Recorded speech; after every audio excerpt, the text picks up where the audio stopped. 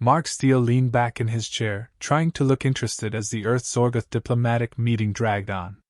The Zorgathian ambassador, a towering figure with translucent skin and glowing veins, droned on about unity and cooperation. Mark's focus, however, was firmly on the alien buffet across the room. He squinted at a platter labeled Tentacle Confit and Slime Reduction. Maybe it tastes like calamari, he wondered. His stomach growled, and he nodded absent-mindedly as the Zorgathian ambassador handed him a sleek data pad. Your approval, Earth representative, the ambassador intoned in a voice like bubbling lava. Mark skimmed the screen. Words like treaty, cooperation, and galactic trade leaped out at him. In his head, he was already halfway to the buffet. He smiled, tapped his finger on the signature field, and muttered, "Let's seal the deal." A ripple of excitement passed through the Zorgathians. Their bioluminescent veins pulsed in rapid, kaleidoscopic patterns. The ambassador clapped its segmented hands together, making a sound like wet suction cups. "The union is agreed. You will be wed in 3 planetary cycles." Mark froze mid-stretch. Wait. What? The Earth ambassador, seated beside him, slowly turned to stare. What did you just sign?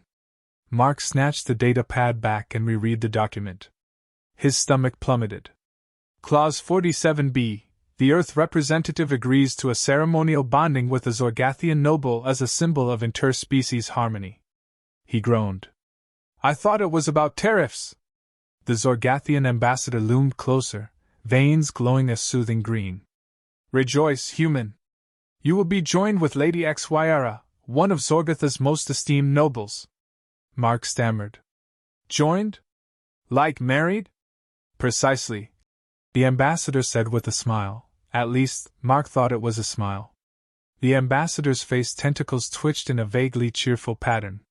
The Earth ambassador rubbed her temples. Do you have any idea what you've done? You've just married humanity into a treaty. Mark blinked. That's not legal. I didn't even meet her. Ah, the Zorgathian ambassador interjected. Our customs forbid visual contact between betrothed partners until the bonding night. It ensures purity of intention. Purity of intention? Mark's voice rose an octave. I don't even know what she looks like. The ambassador's veins flickered in a pattern Mark couldn't decipher. Do not worry. She is unforgettable. The Earth delegation was escorted out amid much bowing and pulsing of alien veins. Back on the shuttle, Mark slumped in his seat. This has to be a misunderstanding, right? The Earth ambassador shot him a withering look. The only misunderstanding was putting you in charge of that data pad. Mark spent the journey back scrolling through Zorgathian marriage customs on his tablet. The information only made things worse. The bride's dowry included live star slugs, which Mark would have to carry in a ceremonial pouch during the wedding. The bonding night involved a mysterious fusion ritual, vaguely described as both sacred and slightly messy. To make matters worse, the media had already caught wind of the union. As soon as Mark's shuttle landed, a reporter shoved a microphone in his face. How does it feel to become the first human to marry a Zorgathian? Mark plastered on a smile. Thrilled. Overjoyed. Totally not panicking. The headlines the next morning were merciless. Asterisk. Human diplomat marries alien for galactic peace. Asterisk screamed one. Another read, asterisk. Earth's smooth-skinned groom, is humanity desperate or just weird? Asterisk. Mark groaned and buried his face in his hands. His phone buzzed with a call from his best friend, Eric. Dude, Eric said as soon as Mark answered. You're a legend. Married to an alien and you haven't even seen her? This is gold. It's not funny, Eric. Sure it is. Just wait till she has, like, 6 heads or something. She doesn't have 6 heads. Eric snorted. How do you know? You haven't seen her. Mark hung up and stared at the ceiling. This was a nightmare. Surely, there was a loophole, some way out of this mess. But the treaty was clear, the marriage was binding, and backing out would plunge Earth's relations with Zorgoth into chaos. He pulled up an image of a Zorgathian noble from the planetary archives. The figure was vaguely humanoid but covered in iridescent scales.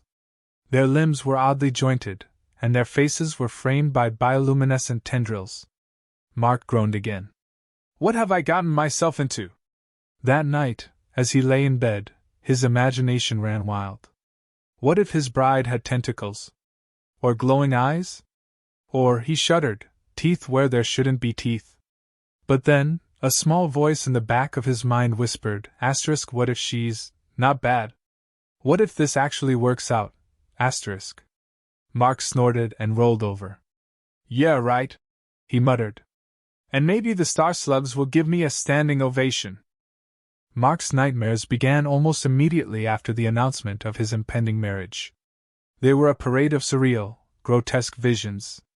One night he dreamed of a bride with a gaping mouth where her face should be, emitting a shrill laugh. The next, it was an amorphous blob with pulsating eyes that stared into his soul. By morning, he was a sweaty, sleep-deprived wreck. Get it together, Steele, he muttered to himself. It's just a cultural thing. A little weird, sure, but not life-threatening. Probably. His optimism faltered as preparations ramped up. A Zorgathian liaison, a stoic figure with shimmering blue skin, handed him a lengthy list of instructions. The carrying of the dowry slugs is non-negotiable, the liaison said in a monotone voice. As is your participation in the groom's purification. Mark blinked. Purification? What's that, a spa day? The liaison tilted their head, their bioluminescent patterns shifting slightly. It involves the ceremonial application of adhesive spores. They cleanse the spirit. Adhesive spores, Mark repeated. Great. I'll just pack some extra shampoo. His attempt at humor was met with silence.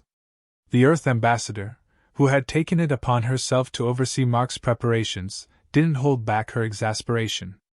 Do you even realize how many treaties hinge on this wedding? You're the face of intergalactic diplomacy now, Mark. Try not to embarrass the entire planet. Thanks for the pep talk, Mark muttered. As the wedding day drew closer, Mark's anxiety only deepened. Every detail about Lady HFY was shrouded in mystery, except for vague reassurances that she was a noble of high distinction. To Mark, that could mean anything from a three-headed warrior queen to a sentient pile of moss. His best friend, Jake, called him during one of his more frantic moments. Dude, you're gonna be fine, Jake said, barely suppressing a laugh. Worst case scenario, you get a wife who looks like a tentacled lizard. Best case scenario, she's hot and into weird alien stuff. You're not helping, Mark groaned. Okay, seriously, Jake continued. What if she's like a smoke show? You might end up the luckiest guy on Earth. Or she eats me alive on the wedding night, Mark shot back. Jake snorted. Hey, some people pay good money for that kind of experience. The jokes did little to ease Mark's nerves. During his final briefing, the Zorgathian liaison explained the marriage rites in painstaking detail. Each step seemed more absurd than the last. The Star Slug parade will begin at first light, the liaison said. You will carry the ceremonial pouch while chanting the binding hymn. Failure to maintain proper rhythm may result in... Wait, Mark interrupted. What happens if I mess up the rhythm? The liaison's patterns shifted to a pale green, a sign of mild discomfort. Let us simply say it is inadvisable. Mark groaned and buried his face in his hands. I can't believe I'm about to get married because of a stupid treaty.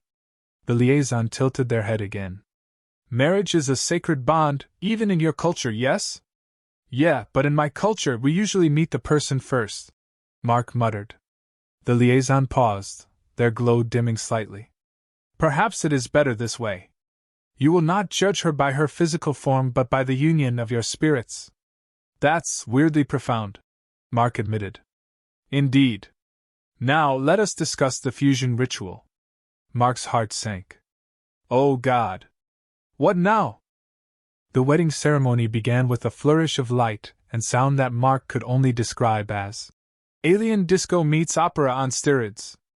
A procession of Zorgathian dignitaries filed in, their glowing veins pulsating to the rhythm of an eerie, melodic hum.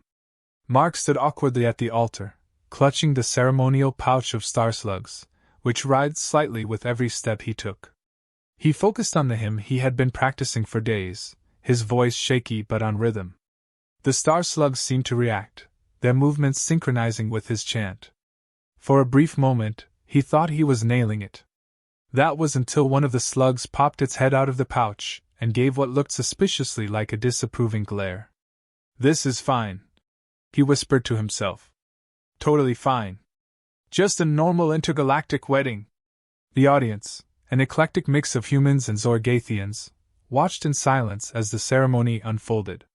Mark couldn't help but notice the humans in attendance stifling their laughter as the ritual reached its crescendo. The Zorgathian officiant, a towering figure with a voice like grinding rocks, gestured for him to kneel. "You shall now be bonded to Lady HFY," the officiant intoned. "Prepare yourself for the unveiling." Mark's heart pounded. This was it. The moment of truth. He held his breath as a shimmering curtain of light descended at the far end of the room, obscuring the bride. A hush fell over the crowd. Slowly, the curtain lifted, revealing Lady HFY. Mark's jaw dropped. She was stunning. By human standards, at least.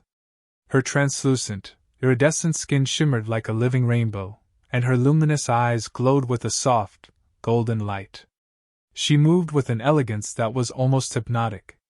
Mark felt a rush of relief, and a flicker of something else he hadn't expected. Wow, he thought. I'm actually into this. The ceremony proceeded with a series of gestures and movements that Mark barely managed to follow. Lady HFY approached him, her steps graceful and deliberate. When she finally stood before him, she tilted her head, her glowing eyes studying him intently. "You are not as revolting as I feared," she said, her voice melodic but tinged with curiosity. Thanks?" Mark replied, unsure if he should be offended or flattered. The officiant cleared their throat. "Now begins the fusion ritual. Hold hands and prepare for bonding." Mark hesitated for a split second before reaching out. HFY's hands were warm, almost electric to the touch. The moment their fingers interlocked, a surge of energy coursed through him. It wasn't painful, but it was intense, like being hit by a wave of adrenaline and champagne bubbles all at once. "Whoa," he breathed. "Is it supposed to feel like that?" HFY tilted her head again, her expression unreadable. "Did you expect it to feel like nothing?" Mark couldn't help but laugh. Fair point. As the ritual concluded, the audience erupted in a series of bioluminescent displays and polite applause. Mark felt an odd mix of relief and exhilaration. For all his nerves and doubts, the bonding ceremony hadn't been the disaster he feared. Later that evening, as the newlyweds were escorted to their private quarters, Mark couldn't shake the feeling that the hard part was still ahead. He glanced at HFY, who walked beside him with the same graceful poise she had shown all night.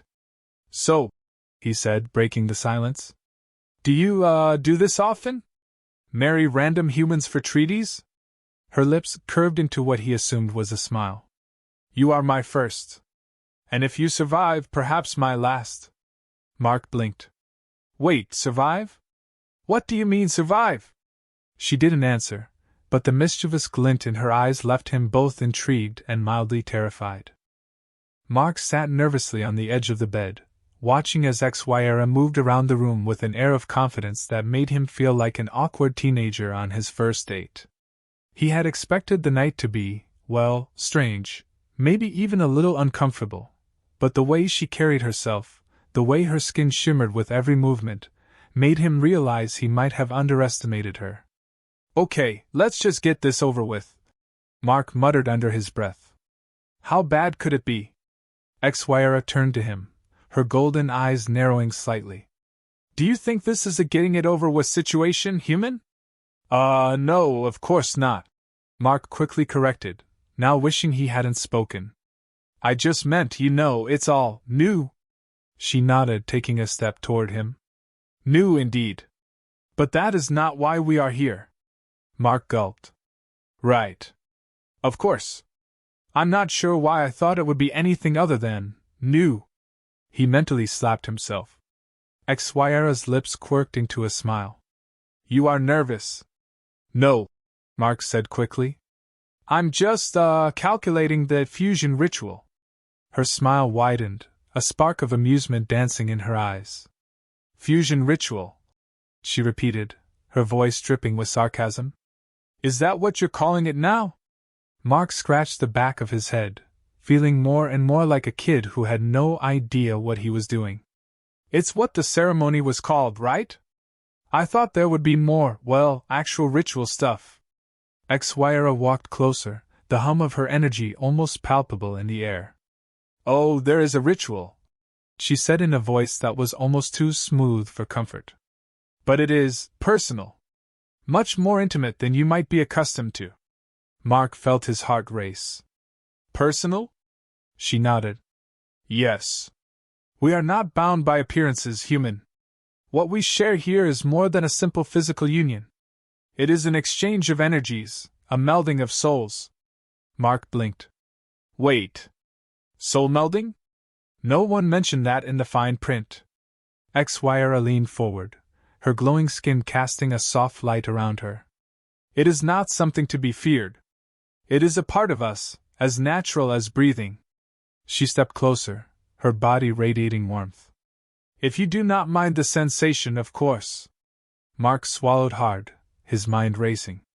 This was definitely more than he bargained for. A part of him wanted to run for the door, but the other part, the part that had signed up for this whole mess, was too curious, too intrigued. So, how does it work exactly? He asked, his voice barely above a whisper. She grinned, showing a flash of teeth.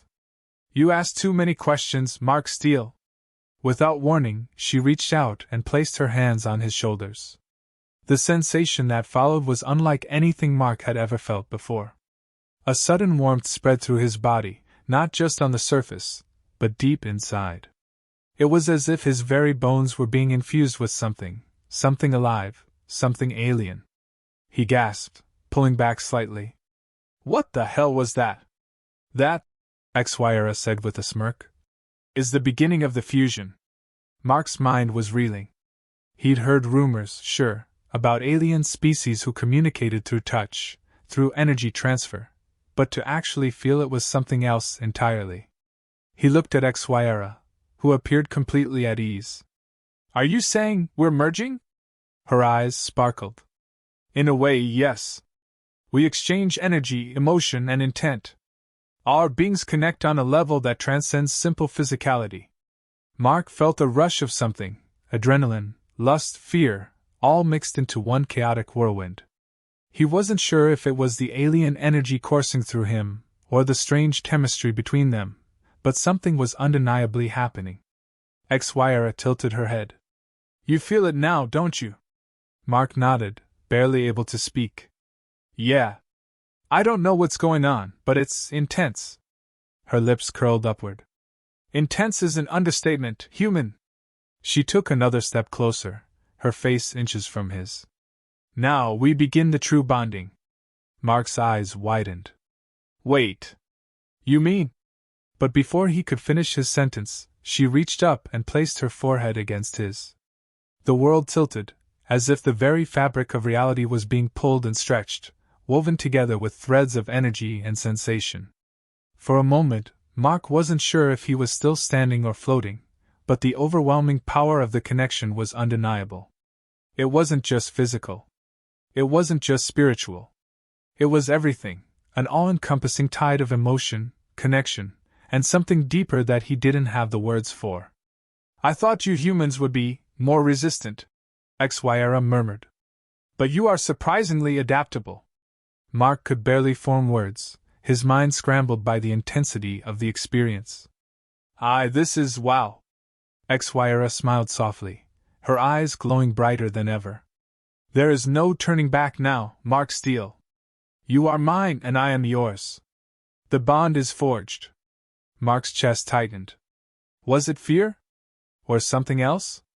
Whatever it was, it didn't matter. He could feel her, really feel her, in a way that transcended anything physical. This wasn't just about marriage anymore, this was about something far beyond comprehension. And somehow, despite the weirdness, despite the strangeness of the whole situation, Mark didn't regret it.